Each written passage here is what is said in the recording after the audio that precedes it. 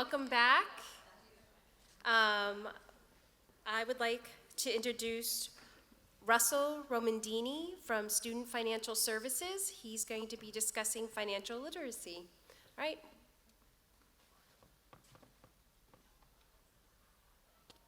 Hi, good morning. How's everybody doing today? All right, super. Glad you're all here. Welcome to Berkeley. Excited to see everybody today. I'm new too. I've been here just about a month. I've been in student aid and higher ed for 25 years, but this is my first month at Berkeley, so I'm really excited to be here. So we can all be new together. And I'm here to talk a little bit about the student aid process, budgeting, credit, and a lot of other things that go into overall financial literacy. So thanks for joining me this morning. And we'll take some questions at the end too, but I'd like to get started. Okay, so what is financial literacy? So we could define that in a couple of different ways. On its basic levels, an understanding of how to earn, manage, and invest money, and also the ability to make informed judgments and take effective actions regarding the current and future use and management of your money. Okay, and that's it at its essence. You want to make sure, for students and for your parents who are watching your students grow into this, that they're able to budget and manage their money well. So the first thing we'll talk about is applying for aid. And since it's September, we've probably already gone through this process. But one thing that we notice is that there's always a huge charge for freshmen that are coming in. They hear a lot of information about applying for aid from high school. Do your FAFSA early. Make sure you send in all the other documents and get your award statement and all that other good stuff. And then as a sophomore, those applications get a little bit later and later and later. So what we want to do is encourage you to make sure to keep your eye on the ball and apply for aid on time. Okay? So our priority filing deadline next year is going to be April 1st, 2020. But the FAFSA comes out less than a month from today, October 1st. Okay? That means you can go ahead on October 1st or shortly thereafter and fill out the FAFSA for next year. Okay? For the first year, you had to do the FAFSA and the profile to apply for aid. Next year, just the FAFSA. Okay? So you can jump on to fafsa.ed.gov after the 1st of October, file, and they will require 2018 tax year information. The great thing about that, those 2018 taxes should be done. If you have an extension that you got April 15th, that extension's due October 15th. Shortly thereafter, your tax data should be ready to use and go ahead and put on that FAFSA and just get it done. Because when you get it done, that means we can do our part for you and have your award statement turned around for you in a reasonable amount of time next year. So we're going to be doing a lot to message out to you to encourage you to apply early. So we just want to have you make sure you keep an eye on the ball for these deadlines and keep an eye out for our messaging. And we can all kind of get through those processes a little bit earlier next year. Okay, scholarships for students that have received scholarships, just a few reminders. Okay, make sure that scholarship acceptance letter that you've reviewed the terms and conditions. Okay, never a bad idea to go ahead and review those on an annual basis. Students must maintain the 2.5 GPA to maintain those the eligibility for the scholarships, and they're good for 8 semesters. Okay, so 4 years full time. Okay, and beware of any other renewal requirements that are outlined in your letter.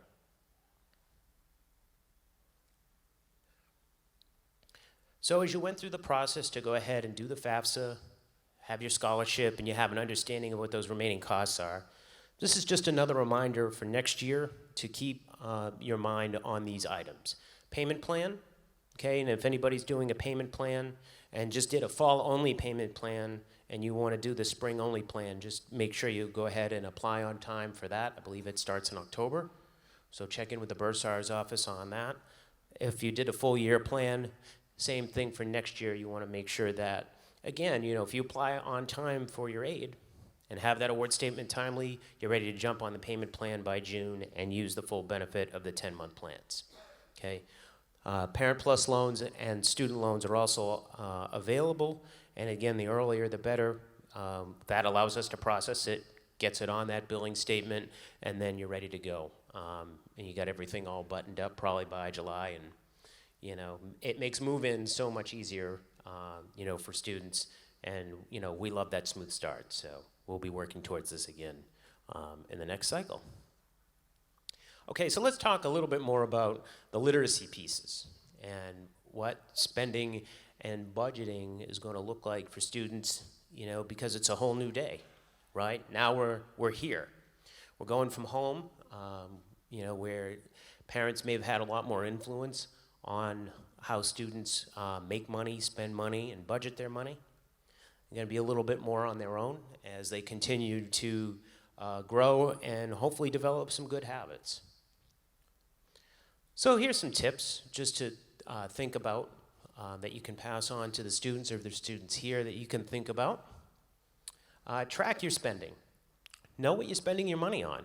So if you seem to run short of funds at the end of the month, where is it going? Too many trips to Dunkin' Donuts? Other things you like to buy? Are there apps on your phone, games? Whatever it is, that thing that you spend money on, sometimes it's just easy to, with the debit card, or, you pay with your phone and you just zap it, right? So, go ahead and we zap it, and at the end of the month, we're a little zapped out, right? So, we just want to make sure that, if you track it and you know where your money goes, you can kind of figure out where you fall short a little bit. And that comes back to creating a budget and use it. Know what your maximums are that you can spend. If you have to spend money on food, spend money on entertainment, how much money are you making? And make sure that you go ahead and spend that money appropriately and have a little bit left over for the end of the month for any emergencies that pop up. There's an app for that.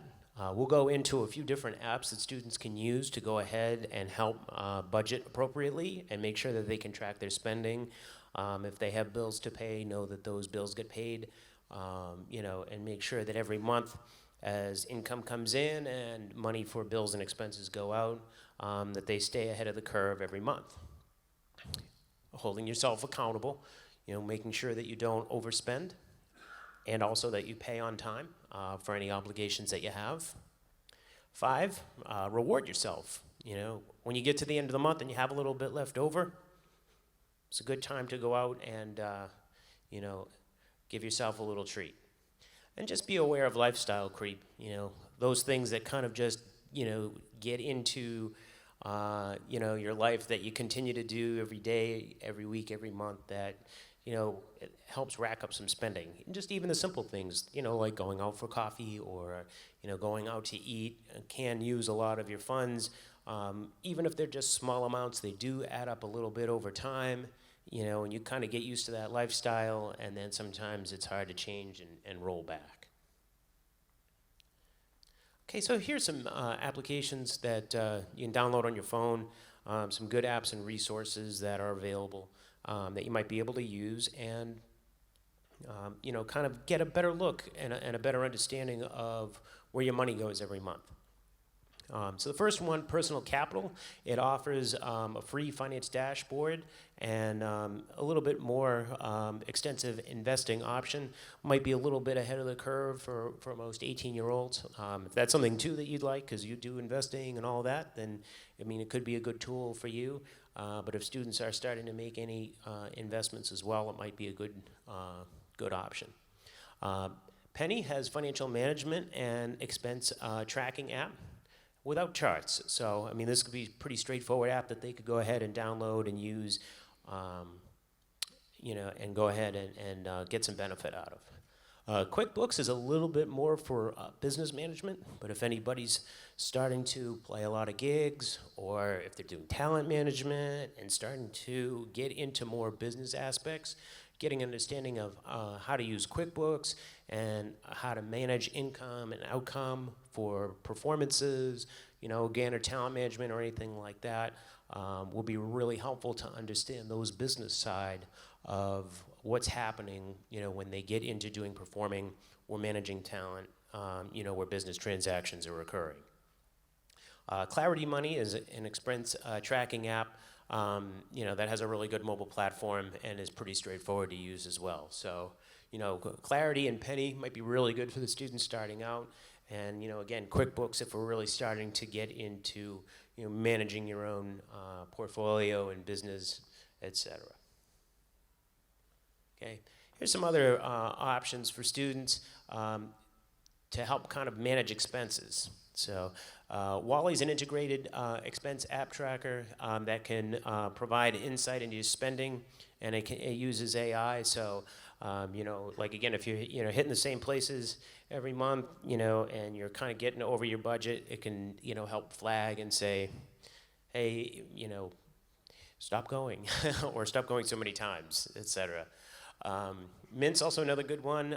It's free and offers a wide range of banks and lenders that it works with to help kind of plug into your bank and make sure that your income and outcome are flowing appropriately.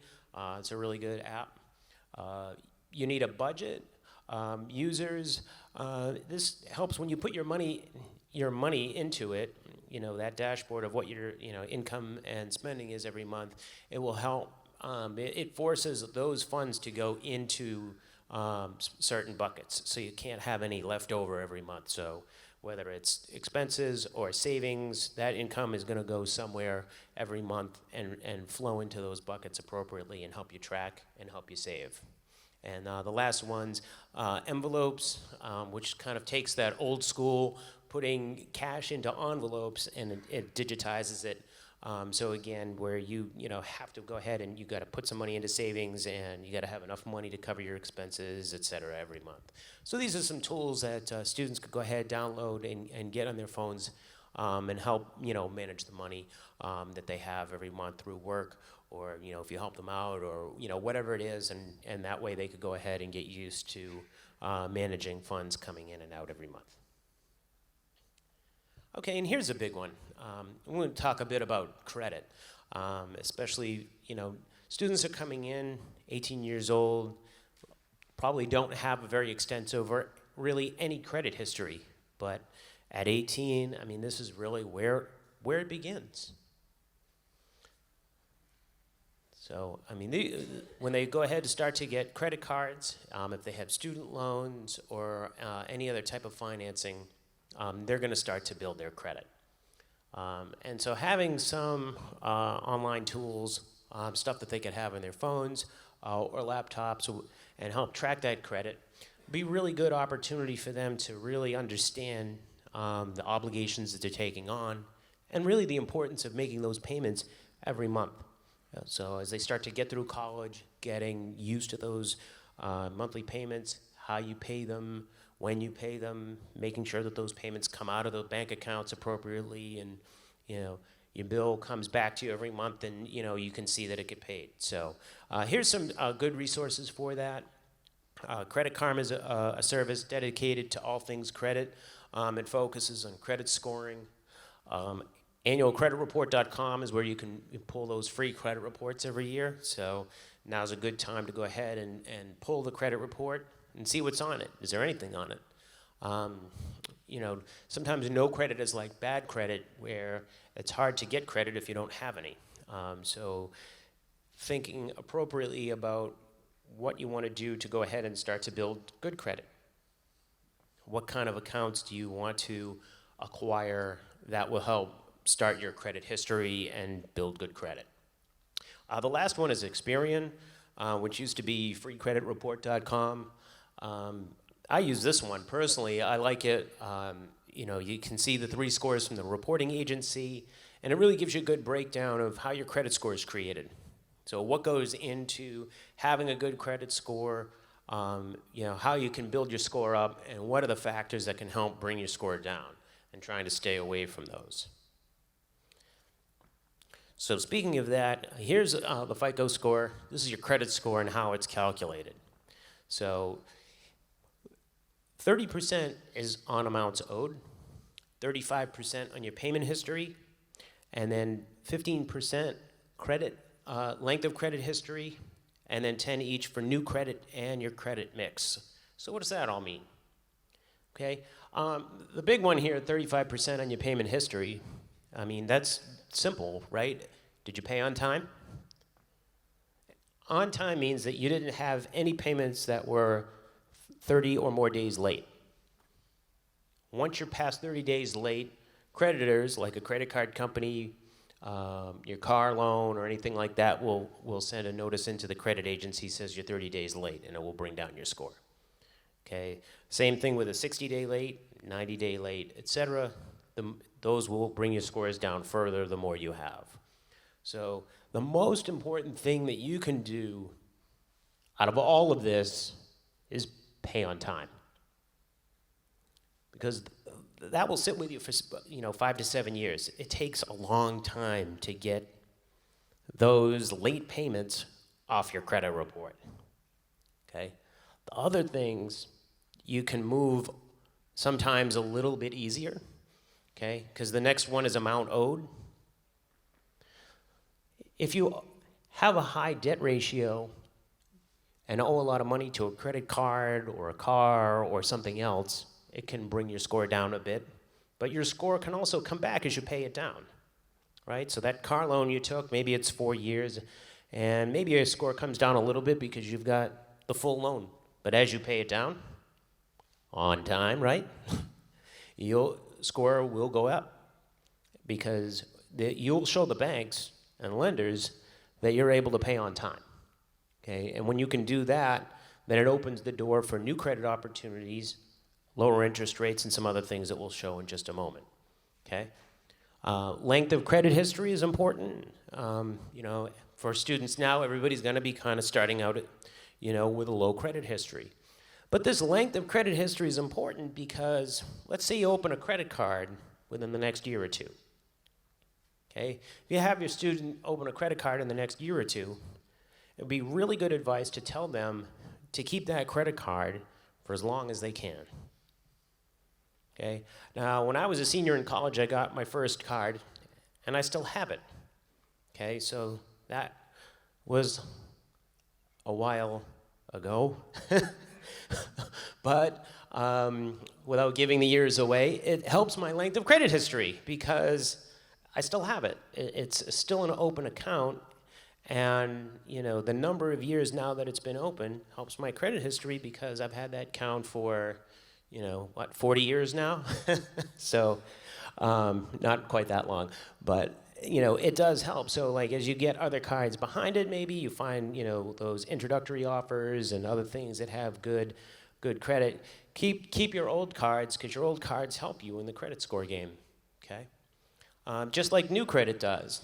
And new credit doesn't have to be a credit card. It could be a car loan, or down the road it could be a mortgage or anything else that gets reported on your credit report. So as you look at your credit report annually, you can see what new accounts you have, and that new credit will help you, just like your credit mix. And again, that could be a credit card and a car, a mortgage, student loans. All those things are a credit mix. So repaying the student loans on time and everything else will help that credit mix, make sure that portion is good. So when all these buckets are going well, then your score will go well. But I will maintain that payment history is number one. It's number one on my list. Once you pay on time, you can help yourself in all the other areas. This will take the longest to get down, as long as you don't overload yourself in credit debt. Okay, so I think this is like the most telling slide of the presentation. Why credit matters. Okay, and a lot of you will know that out there and are able to kind of show this to your student, and I know the students will be coming this afternoon to see this as well, but for any commercial you see that says, hey, come to our car, come to us today, it's Labor Day, right? How many car commercials have we seen this weekend? 0% down, right? 36 months, whatever it is. Got to have the excellent credit to go ahead and get those rates, Because in the small print, it will say, for qualified buyers only, right? So who's a qualified buyer? It's right here. Excellent credit. Those people get the best rates. They paid on time, they kept their debts at a reasonable level, and they filled in all the other buckets in on the last slide. Good credit mix, etc. You can get these rates. Okay? So, and interest rates will fluctuate in the market. Okay? We'll see times where interest rates are really low, times where they're higher. But whether they're high or low, when you take care of your credit, you'll get the best of what the market has to offer at that time. Okay? And unfortunately, if you don't, as you look up to acceptable and then subprime, subprime is a word that probably rings out with everybody, right? From 2008, and what happened with mortgage lenders? What happened with mortgage lenders is because a couple of things, right? Home prices went way up, and loans were very easy to get in all of these credit tiers for mortgages, especially that subprime tier. Okay, once the cost of homes went up, gave them an equity line on top of it, didn't really check debt to income, they were unable to keep up. And that's what happened, you know, with the economic problems of 10 years ago, 12 years ago, okay? Now you kind of have to fit into this a little bit better. So, and for students, we know it won't take long to go from 18 to 22 to 30 to 35. It just, sometimes life just kind of moves quickly. And then you get into that point where it's like, hey, I'd really like to think about buying a home, buying a car. What kind of rates do you want to pay?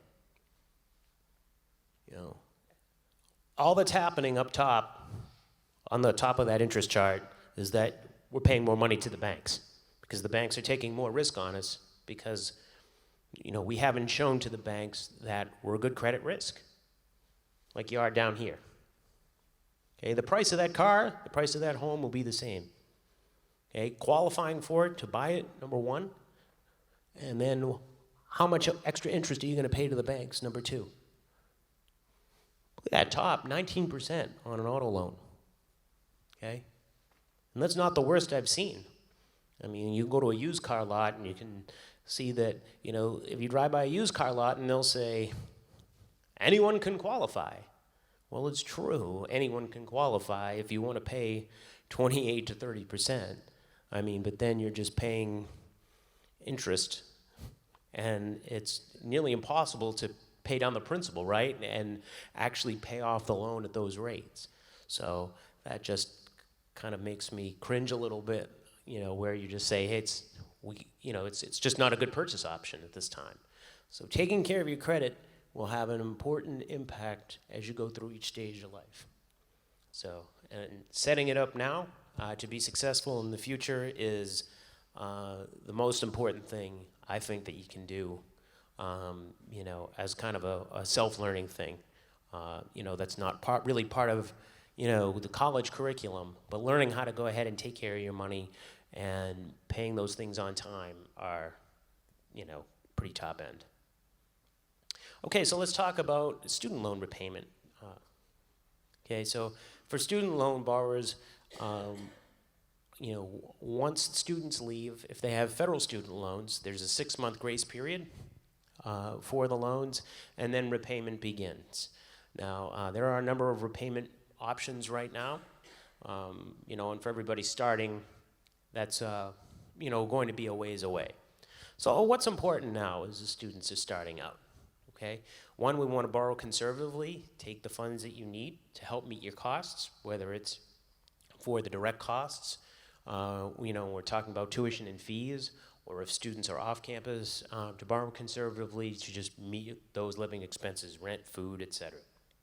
Okay, so the most important thing is understand who your loan servicer is, okay, and that's really important with any account that the students will have, and getting them to understand who their servicer is for all of their accounts is, you know, Really, really important. And why is that? These are the people that we're making the payments to. Okay? So for student loan, students can go ahead and they can find that on the federal website, and we'll have resources for that, and it'll tell them who their servicer is. They need to pay attention to that because it can change. Sometimes loans get sold. Sometimes loans you may be holding, you know, if you've ever gone through a process where you get notified by your servicer that your loan got sold, you know, for any number of reasons. That just happened to me this week. I have a mortgage, and my mortgage servicer got bought out by Citizens Bank. So they sent me a notice and says, "You will no longer pay us. You will now pay Citizens Bank." I said, "Okay, I will pay Citizens Bank." But it's important because once it switches, then you need to make sure you're following that new servicer to track your accounts. Okay? It can happen in federal student loans too. It's happening less with the direct loan program, but it does happen. Sometimes it can happen at inopportune times. That happened to me once. When I was in college, my mom borrowed a PLUS loan for me, and she says, "I will borrow the loan. Russell, you will repay it." I said, "Okay." So I paid it faithfully all the way through until the last payment, where I got a notification that says, "We have sold your loan." I'm like, "Really? It's the last payment. Why would you sell my loan with one payment to go?" So, but thankfully, you know, having worked in this industry and having enough experience with servicers, I did send my payment into the new servicer for the very last payment, which just seemed crazy to me. But crazy things happen sometimes out there. You know, they will package loans. They don't look at how much time you have left. They're just going to say, "Okay, we're going to take this batch and we'll buy it at this cost," and all these other things are happening behind the scenes, and off it goes. So you just have to really watch your mail and understand what those notices are telling you, you know, because it can be important. You don't want to send your payments to the wrong place. You don't want to end up being late, you know, because of servicer changes. They're happening less than they used to, but they do still happen. So, you know, would always encourage you to make sure that you're watching that closely. But the loan servicer is a key. So once you start to get to that graduation point, or it's also important if the student stops out, okay? Because that 6-month grace period is really from that graduation point or a time where you stop out. So if a student takes a semester off, that grace period, that 6-month grace period will start to kick in, okay? So if the student attends in a fall semester, let's say, ends in December, and doesn't come back until the following September, you've got 9 months from the last date of attendance to the next date of attendance.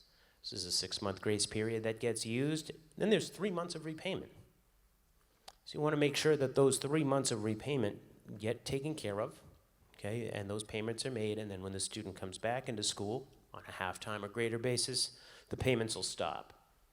Just know, and then the servicers will tell you this, you get 1 grace period, okay, on your loans. And that's it. So if there's a stop out and you use your 6-month grace period and then you come back in, those old loans that use that grace period don't get a new one. So when you go through school and then graduate, that last date of attendance is in May. June, that old group of loans will be due in June. Okay? If they had future loans, those future loans after the stop out, they still get a grace period. So you have a group that'll come due in December. Okay, so just keep that in mind. So you don't get a new grace period. So if you do stop, you know, you want to watch out and make sure that you understand the grace periods, understand any potential repayment times, and then make sure that, you know, you follow those steps all the way through. And the servicers are good at notifying, and then if you connect with the online accounts, it will really help you stay on track.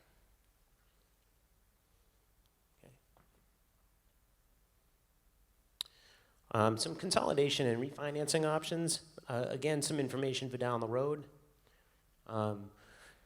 It can be helpful because you can wind up with one lender and one monthly payment, especially if you have some groups of loans that get sold. So you have a servicer over here and a servicer over there. Sometimes it can be helpful to go ahead and put those together. It can give you a fixed interest rate, and it does offer some flexible repayment options. And it can help reduce your monthly payments, but taking a standard 10-year repayment and paying as much as you can as you go along will help you get through as quickly as you can, okay? And once you do that consolidation, the repayment will be immediate, so you'd lose any other additional grace period time. So if you are looking at consolidation, I would just recommend that you do the consolidation at the back end of the grace period, because once the grace period's over, you're going to be getting repayment anyway, so the end of the grace period is a good time to do that consolidation. Okay. If you have some federal loans and some loans through a private loan like Sallie Mae or Discover or anybody like that, there are options to go ahead and put those loans together as well. They may offer you an opportunity to fold your federal loans into that. I would not recommend that because your federal loans have borrower benefits, deferments, interest rate breaks, and other things that can help the student get through repayment successfully without being late that private banks may not offer to you. So if you have a number of private loans that you want to put together and refinance and help your rate and help that monthly amount, that's a good thing, and I would do that separately and then keep those federal loans separate and then make those two separate payments. But I would not recommend putting them together. Okay? And there are opportunities to go ahead and shop around for the best rate. So consolidation versus refinancing. With a direct loan consolidation, it's just the federal loans. They do not do private loans. There's no credit check. There is no interest rate reduction. And you can save money, but you'll get one bill. There's not a lot of savings there because there's not really a big interest rate break. So unless you're getting a big interest rate break, the real way to save money is just to pay it down faster. But keeping it together, getting a fixed interest rate and getting one spot where you could make more than those monthly payments at one time can help you save money. Okay? And then with a private loan student refinancing, they'll put them all together, but again, I wouldn't recommend it. They do require a credit check, and you might have some opportunities to lower the interest rate and then get one bill. Okay? And then again, with federal student loans, some repayment options. I won't go through all of these. I just want to let everyone know that currently in the marketplace, there's a lot of them out there. There's a lot of talk in Washington about significantly reducing the number of repayment options that are available just to streamline it and make it easier. Because, this is a lot, right? Which one do you choose? Which one's going to be the best for you? So, to me, the standard is really the way to go, as long as you can afford it and keep on top of the payments, because the standard's the 10-year plan. And if you can keep on top of standard or even pay ahead of it, then you'll pay in 10 years or less. If you need graduated or extended, it will take longer. But if you're not making that consistent payment, then the interest is adding on to it, and adding on to it, and adding on to it, and you're just making monthly payments, and you're just kind of spinning with the same principal balance, and it can take a really long time to get through everything. So, again, I would recommend the standard and paying ahead on the standard if at all possible.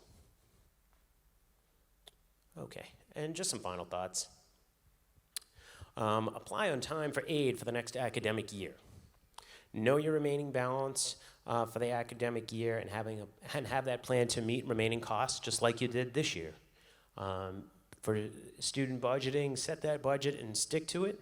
Understand your resources and make a good plan. Know who you owe. Keep track of your servicers, whether it's your phone bill, credit card, student loan, etc. It's really important that students get an understanding of making those payments. And kind of like in the old days where we had to go ahead and write a paper check, mail it, and then watch it clear from your bank, right? So that was always like the trick when I started doing this, back in the day. I'm like, okay, so I wrote the check and I mailed it. Did it get there? So you'd have to just kind of keep on track of your bank. And with no online banking, I mean, it wasn't, it was always a little tricky to make sure that those checks came home, right? You have to go wait for that bank statement and see all those checks that they came back to you. Or when they finally added, where the fact you could call in and check the balances and make sure the payment hit, that helped too. So I think it's a lot easier, obviously, these days with online. You can go in a lot of places and just make the payment. You get that email that says the payment hit. You can check the accounts every day. There's a lot of things that now with all the online tools you can do to keep track of it. I mean, it's really hard to be late these days, unless you forget or you don't have the funds to go ahead and actually just make the payment, but it's there. There's a lot of great ways to just check those accounts and make sure they're current. Okay, and then you can track student loan borrowing and monthly payment amounts as you go through too. On studentloans.gov, they have good amortization schedules, so they have an idea of what the monthly payment will be based on the amounts borrowed. So, if you just kind of keep on track of that, just even annually, get an idea of what that monthly payment's going to be like when they're done with the degree, and have a plan to go ahead and build that into the student budget when they finish. So that they're going off and they're paying the rent, and all the other expenses that go on with life, so food, etc. So that way everybody stays on track and builds a great credit score. So that's all I have. I just want to say thank you. I can take some questions now because we have about 15 minutes until the next presentation. So if there's any questions, I'll be happy to answer them. Thank you so much for your time. So where can I find out information about the Parent Plus loan? For some reason, I missed the memo, and another parent mentioned that to me yesterday, but the information that I've got online was a little bit confusing. You can go right to the federal government site, which is student loans with an S, studentloans.gov. You can go, when you do the application, you make sure you go to the third tab, which is called Parent Borrower. Okay, because there's also a graduate student tab, and there's a plus loan there too for graduate students, and the students the borrower, and sometimes the students do those when they're an undergraduate student, so that's the wrong one. On the third tab for parent borrowing is the correct one for an undergraduate student, and that would prompt the parent to be the borrower. You'd log in with your FSA user ID, same one that you do for FAFSA, and then you can go ahead and do the application and the master promissory note. So I don't need to have Berkeley initiate that. I can do that on my own without any kind of notice, because the information I kind of Googled said that you need to have the school know about it. We'll get notified. So when you go ahead and submit your application and complete the promissory note, the Department of Education will send us files of your record. So if you go ahead and you ask for, let's just say $10,000 to use a round figure, okay, so your plus application will come to us. We'll see that you asked for $10,000, and then our role is to certify that loan that says the student's attending Berkeley and all the other things that would go to say yes, eligible, and then we'll process the loan and request the funds from Department of Ed, and then it'll go on the student account. Okay, thank you. Okay, just two last things on that really quick. Make sure you ask for a full year amount, okay? And then use a full year for the loan period, which would be September to May.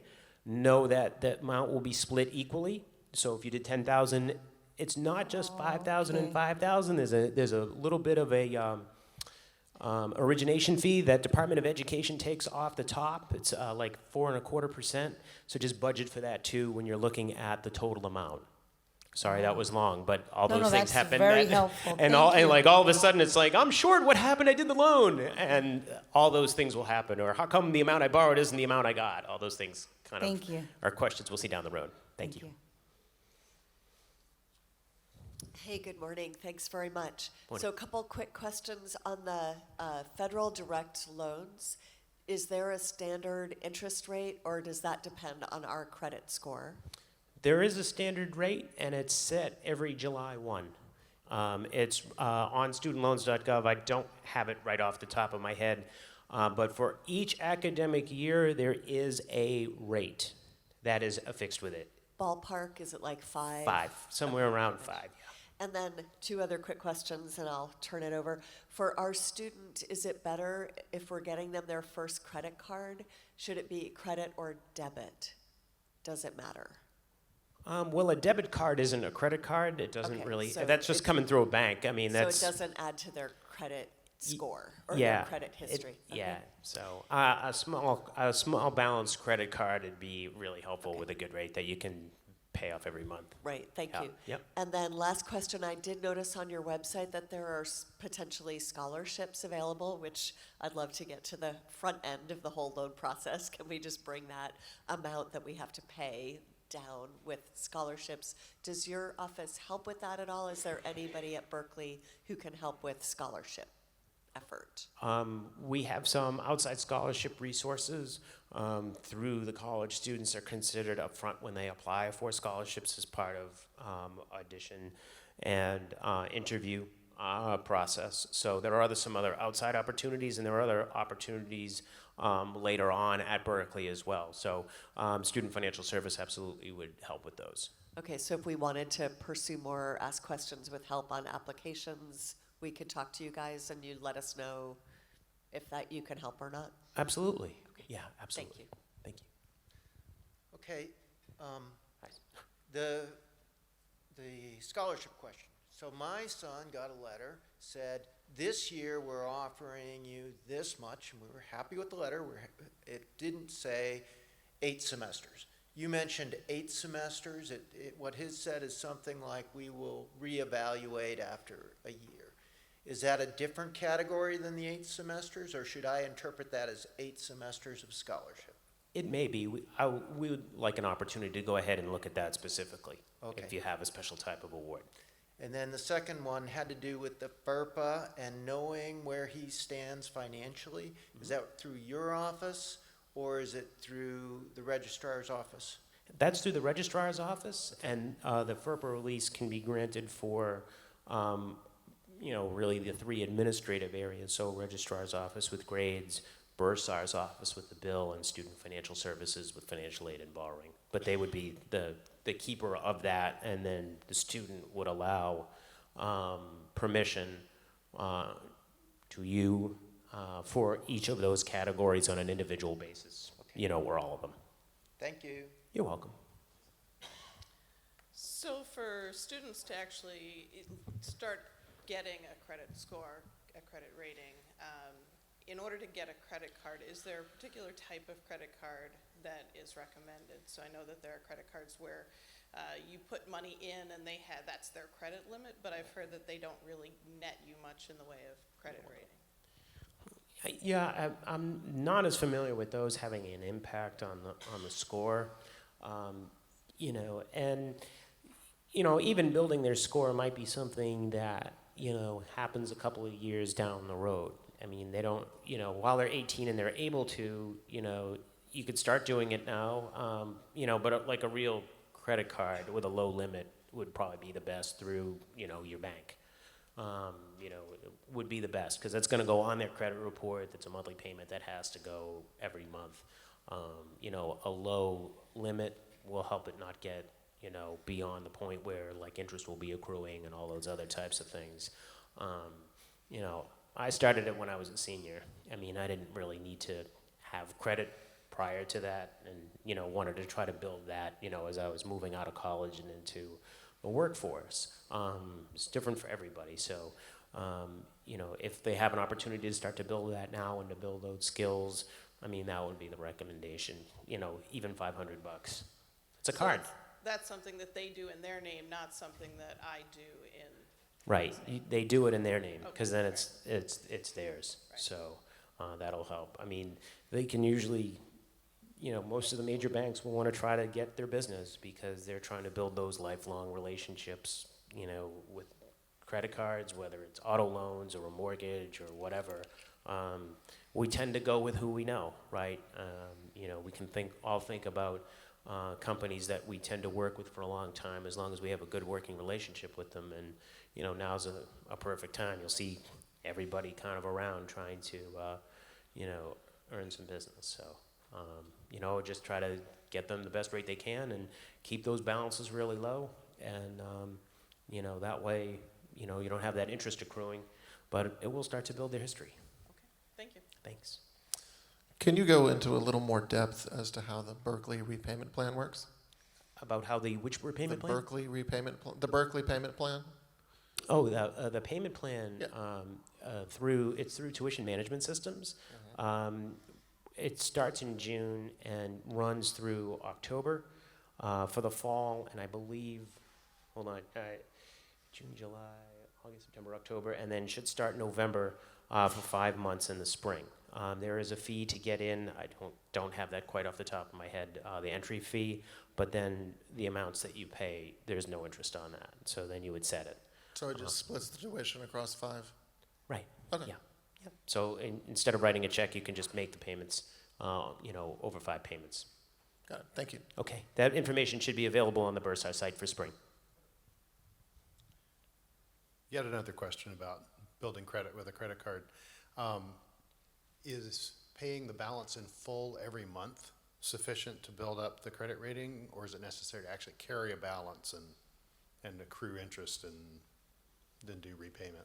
Just having the card would be fine. There's no need to pay interest. Okay. Especially in the early going. Just having the card, and because it's going to build that part where they have the card, and then that credit history, the length that they've had the card. So if they are able to start it now, if you have the means to just make sure everybody kind of gets that low limit and all that. That's going to be the part of the credit history that they'll have. They'll have the card for a good while, and they'll have some credit history. Have the card, Have it. charge things on it, pay them off on time. Correct. Yep. No need to pay interest on it because they'll see you're not late on it, and they'll see length of history. That you had a balance. That that it's getting used, and and all of that. So because the Great. company will keep it going if you're using it, and so it'll help those 2 buckets. Great, thanks. You're welcome. Good morning. Thank you so much for doing this presentation today. I have a child who's 19, and every time they apply for a credit card, they get denied because they don't have any credit. And they've been told that every time they apply, it's making their credit score go down. And it's like, how can you go down from 0? So how can they get a credit card when none of these companies will give it to them? They're employed, they have employment history, they have income. How can they get a credit card? I guess the first thing I would do is just urge them to go probably on Experian and pull their credit report and make sure nothing's erroneous on there. Okay. Okay, that's good. I would start there. And then second, do they have a checking account? Yeah, checking account, they're paying rent. I would recommend checking with the bank that they do business with, number one, or maybe a credit union. Like if you have a local credit union is Okay. also a good spot to maybe, they can open an account for low money, and credit unions are a really good place to start too, because they have credit cards, and they generally will want to work with their members. Okay. So, if, like I'm in Rhode Island, we have some credit unions around Rhode Island, I can go ahead and open an account for like $35, and then I'm a credit union member. But they're generally a little bit more lenient to go ahead and get started with that, versus a Citibank or whatever. So check the credit report and then maybe a credit union. Does Berkeley have a credit union that it's affiliated with? Not to my knowledge. Okay. Would y'all consider that? Might be a good idea. I can pass it up the chain. Okay. That's I would be not the decider on that, but if that's something You're an that needs. influencer. I'm sorry. You're an influencer. Maybe. Maybe. We'll find out, right? But I could certainly mention that. But I mean, I would see probably less that the college would do it, or maybe that, more likely that we could affiliate with. There are Right, credit unions just here affiliate that, with one, right. so students have a So, place to go. Place to go, right? Yeah. So, because I mean, And- we try to be a little bit agnostic with that to make sure everybody has Sure. choice. Like 15 years ago, there were a lot of, issues with schools being tied to lenders and things like that. So, every school really is kind of backed off on, really having lender partners and things like that. So, but generally, if you're a credit union member, that can be like a good place to start. You can even just start by having that conversation with them to say, I really would like, my student to go ahead and have a credit card so they can start to build some credit history, but we've had some issues with some other banks. If you know that credit report is clean, maybe they'll take it with a cosigner, or something else that will, help kind of get them over the top to approval and start to build that history. And then one last question. What's your opinion of prepaid credit cards? We were looking at that. Is that going to help build credit by doing a prepaid? I haven't seen those prepaids hit the credit reports the same way because it's not like really an account. I mean, it's like a gift card, right? You're just loading it and spending it. But there's not really a payment that's due on it. And the difference with the credit card is that, it's bank held, and it's a debt. It's that thing that you've got to pay every month if you owe on it. And then that's really what's building that length of history and that score. Okay, thank you very much. You're welcome. On the subject of credit unions, membership in credit unions is really loosened in the last decade or so. So if you go to school in a county, you can find a credit union. So it's easy to join. But I was wondering if co-signing on a credit card actually does help build their credit, or is it just kind of leveraging off mine and not doing them any good? Make sure they're the primary. Okay. Okay, and I see this like with just even simple stuff like auto loans. A long time ago when my wife and I started dating, and then we got married, she would go ahead and have a card. Her credit was, okay back in those days. It wasn't as good as it is now, but when she was the primary and I co-signed with her, it definitely helped boost her up. So, and you could see that come through on their credit report that they're holding it, and then as long as they've got that primary responsibility, it should start those good clocks. Great, thank you. Yep.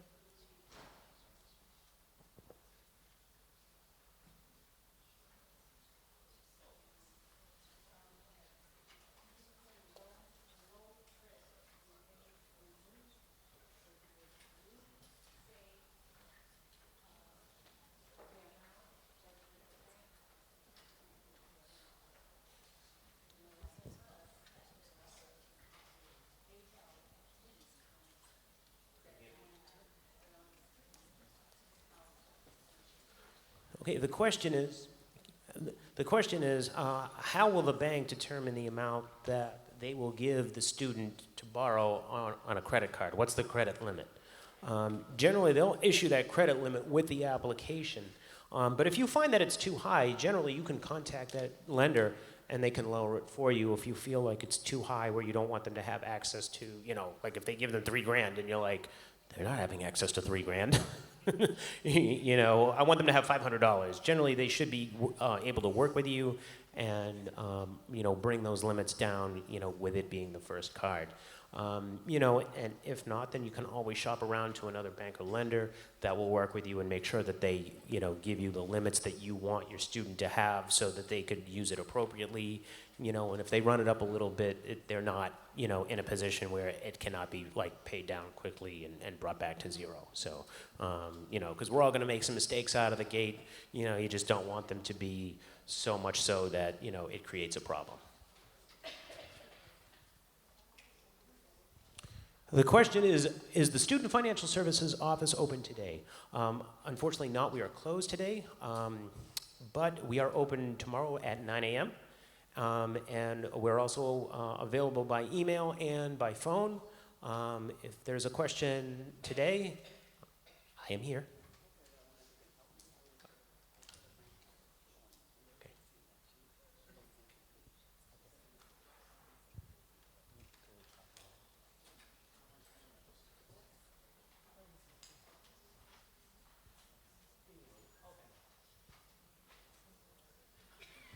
Okay.